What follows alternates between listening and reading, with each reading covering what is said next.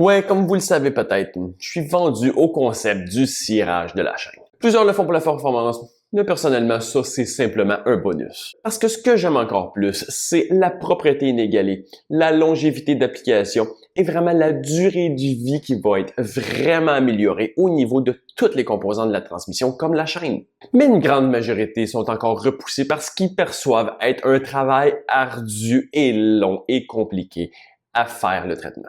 Bienvenue dans cette capsule présentée par Velomag et aujourd'hui, je vous montre ma méthode de traitement à la cire qui me prend 5 minutes. Bon, il se passe peut-être un peu plus que 5 minutes entre le début et la fin du traitement, mais ça me demande environ seulement 5 minutes de travail. OK, la première étape, c'est d'allumer la mijoteuse dédiée au traitement à la cire pour la faire fondre graduellement. Si vous n'avez pas de mijoteuse dédiée à cet effet, il va y avoir différents principes qu'on peut utiliser comme les bains-maries ou vraiment comme les sacs silica dont on peut tremper dans l'eau chaude pour faire le traitement. Mais là, comme on parle aujourd'hui d'être le plus efficace possible avec le plus rapide possible, la mijoteuse est de loin l'outil le plus efficace. Ensuite, oui, allumer et préchauffer la machine à ultrasons à 50 degrés Celsius. La chaleur de la solution de nettoyage est vraiment un aspect très important sur la qualité et la rapidité du nettoyage de la chaîne. Mais comme on a une chaîne qui est potentiellement déjà traitée, on veut vraiment la chaleur pour vraiment faire fondre la cire pour vraiment qu'elle se purge et qu'elle parte au complet. Donc, la première étape prend moins de 30 secondes. Si vous n'avez pas de machine à ultrasons, évidemment, un dégraissage va être de mise, ce qui définitivement est probablement un des aspects qui va le plus rallonger le processus au niveau du traitement. Mais si la chaîne est déjà traitée à la cire, la faire tremper dans une eau bouillante pour simplement faire fondre et faire purger la cire avec les contaminants peut être vraiment la meilleure option. En attendant que le tout soit à la bonne température, vous pouvez relaxer à lire votre dernier magazine de Velomag.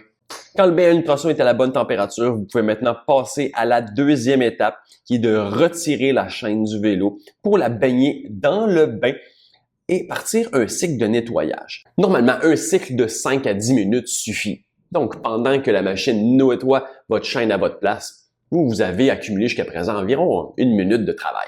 Évidemment, pour pouvoir faire des traitements réguliers, donc pouvoir retirer la chaîne de façon régulière, un maillon de connexion rapide va être vraiment nécessaire et je conseille très fortement les connecteurs de Whipperman. Parce que non seulement ils ne nécessitent pas d'outils pour les ouvrir et les fermer, mais en plus, ils sont réellement réutilisables à plusieurs fois, contrairement à la plupart des maillons connecteurs qui vont être vraiment utilisés seulement une fois, donc jetables, et même plusieurs réutilisables que quand on regarde dans les recommandations, c'est vraiment pas recommandé de l'utiliser, donc de l'ouvrir et de le fermer plus d'environ 3 à 5 fois. Donc en attendant que la machine d'ultrasons fasse le travail à votre place, vous pouvez faire autre chose comme regarder d'autres captivantes vidéos sur cette chaîne. Troisième étape, lorsque le cycle de nettoyage est terminé, retirez la chaîne et séchez-la à l'aide d'un chiffon propre ou d'un jet d'air de compresseur si vous en avez un.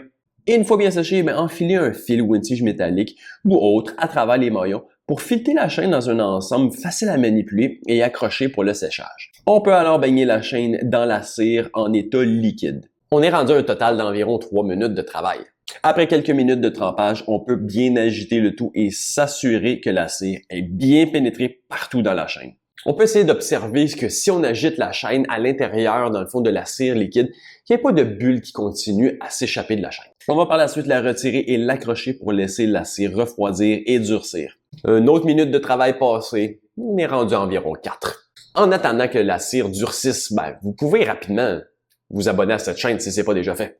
Une fois que tout a bien durci et refroidi, on arrive à la dernière étape. Je conseille d'un peu casser, si on veut, les maillons de la chaîne pour engager le mouvement puis enlever l'excédent de cire. Ensuite, on installe la chaîne à nouveau sur le vélo. Quelques tours de manivelle pour extirper l'excédent et le tour est joué. Et contrairement à un lubrifiant liquide de type dry ou sec qui nécessite une période de séchage de 6 à 12 heures suite à l'application, quand on est dans un traitement de cire par immersion, on peut vraiment utiliser la chaîne tout de suite après le traitement.